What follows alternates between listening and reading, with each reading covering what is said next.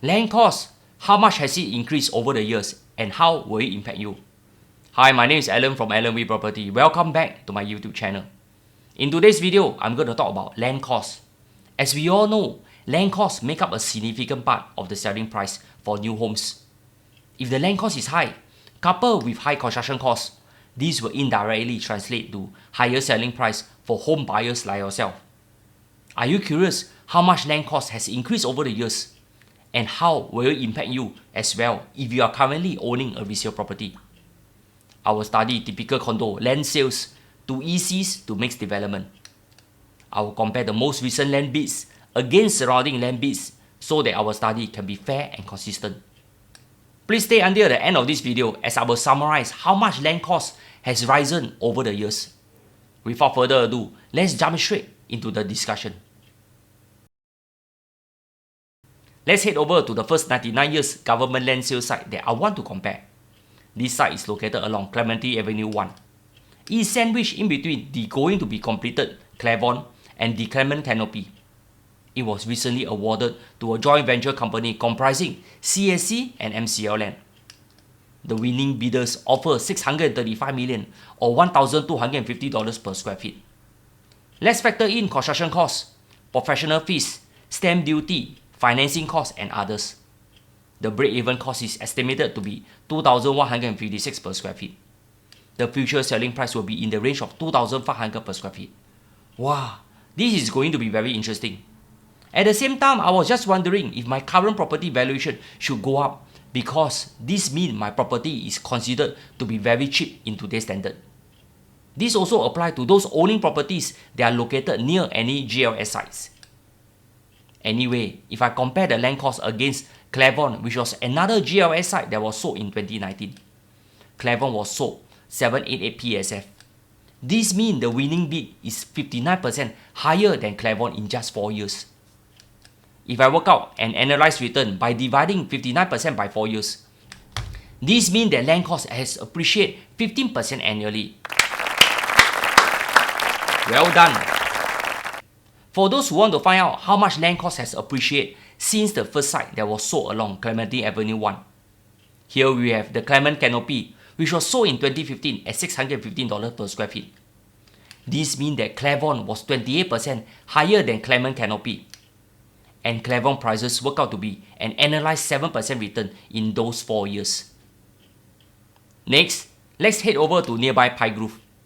This site is located along Pine Grove, which fall under District 21.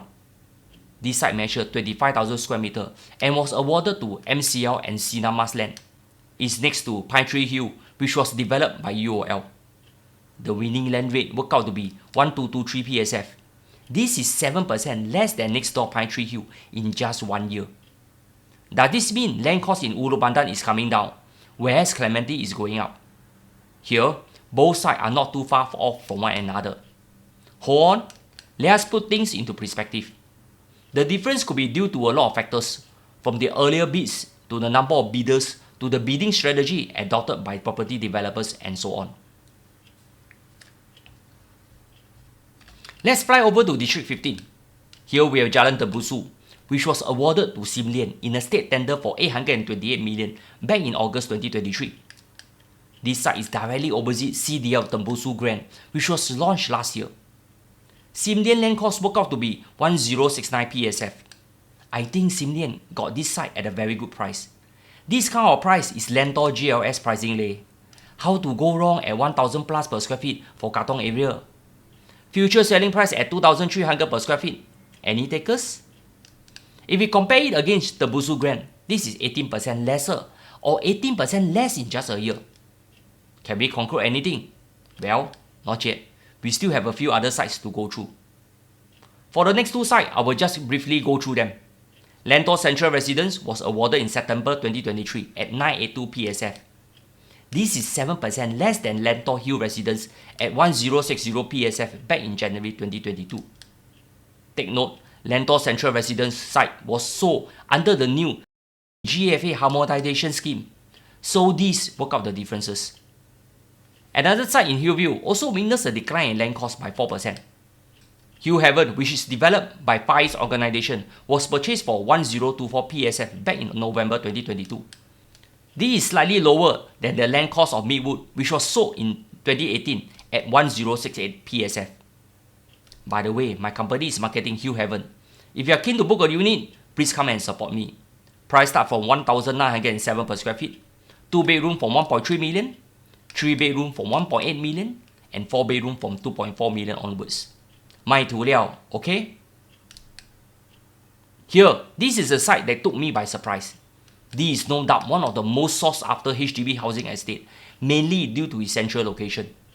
It's near Braddell MRT station, markets, hawker centers, and popular primary schools. It's directly opposite GEM Residence. This site was awarded to CDL and partners for 968 million, which is close to $1 billion. Here, let's work out the numbers.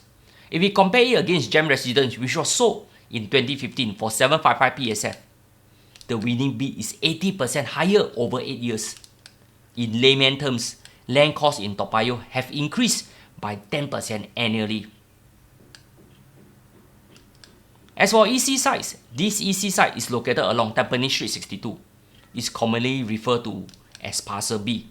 It was sold to Sim Lian. It's next to the fully sold Parcel A next door, which is now known as Ternet, which is also another EC. The land rate worked out to be 7 to 1 PSF, and this is 9% higher than the 659 per square feet paid for Ternet. In terms of annualized return, it's 5%. Still on EC, this EC site in Tengah, New Town, was sold to Hoi Hub and Sunway for 348 million back in September 2023. This site is known as Plantation Close. The land cost worked out to be 703 PSF, or 12% higher than Lumina Grand, which is located in nearby Bukit Batok. This means land cost has appreciated 12% in just a year. Lastly, UOL, Singland, and CapitaLand secured a mixed development along Tampines Avenue 11 back in July 2023. This site comprised both a residential and commercial component. They paid 1.2 billion for this choice site in this greenfield location next to a lot of BTO flats and ECs. The land rate worked out to be 885 PSF. Let me compare it with another mixed development site next to Pasir Ris MRT station. This site was awarded to All Green for 700 million back in 2019. It comprised both a residential and commercial component. Subsequently, All Green fully sold the project by raising price several times on balloting day. The average selling price was between 1,700 to 2,100 per square feet. Back then, people say, "Siao, how to make money at this price?" Well, time again has proven us all wrong. Back to Tampines, Tampines Avenue 11 was 29% higher. In terms of annualized return, it is 7%. Let me sum it up. Lentor, Pine Grove, Jalan Tembusu, and Hillview have seen land rate going down, mainly due to specific market conditions, such as supply and demand factors. As for other sites, Clementi and Toa Payoh, their land cost has gone up significantly due to a lack of supply in this location. The highest annualized difference has to go to Clementi with a stunning 15%. This is followed by Toa Payoh at 10%. As for the other two EC sites, EC will remain popular with HDB upgraders. I foresee EC prices to continue to climb up.